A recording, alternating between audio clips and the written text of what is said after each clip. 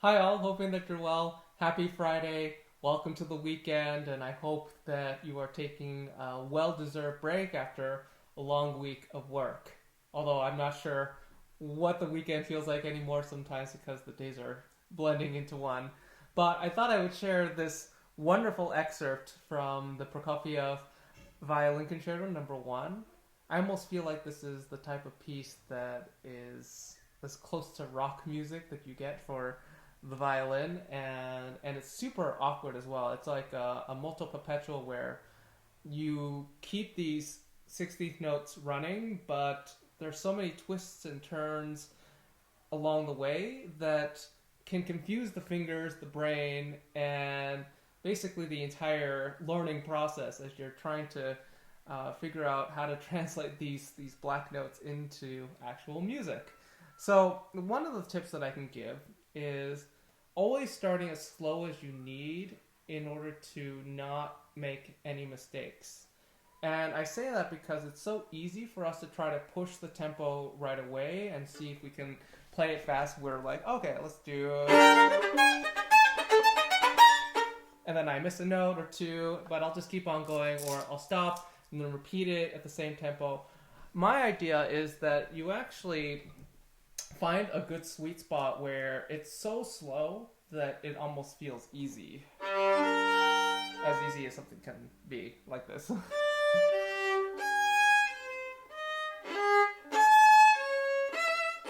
if I make a mistake in my runs, that gives me an excuse to start even slower. So I would even go.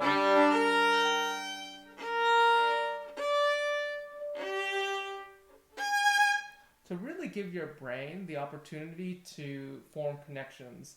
I think it's more important to create the right pathways first.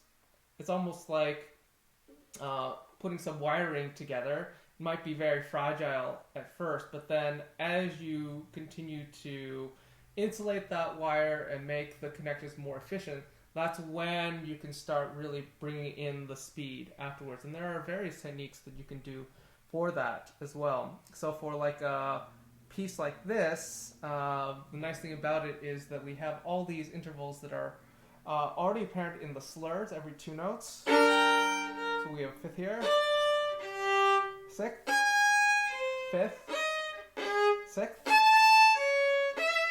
tritone, for instance. So really trying to not only memorize the notes, but also the tactile feeling of the hands. Whenever I think tritone, I just think crunch with the fingers. Whenever I think fifth, I really think just broad across the fingerboard. Whenever I'm thinking sixth, it's really just finding the quality of sound between a major or a minor, and really trying to place that information in my brain as much as, say, I'm playing A flats, E flats, C's, or whatever you're doing in any particular run. There's a lot of acrobatics towards the middle here.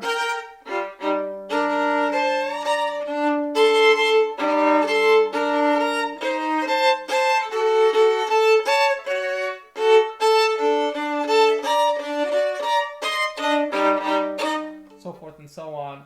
And really just feeling where those jumps are happening. It's almost like every single finger is its own character at a circus, and like your first finger is just doing some leaps here, fourth finger may be staying, your third finger might be moving up at the same time, and really coordinating the show that's actually happening within your left hand. It's a lot of work, and at the same time it's a lot of fun, just because very much like a lot of my students, this is a puzzle to be solved, and especially in these times where we're staying home a bit longer, it's a wonderful time to be able to try to figure out these problems and be able to express our learning in a way that can feel really great to share with the rest of the public.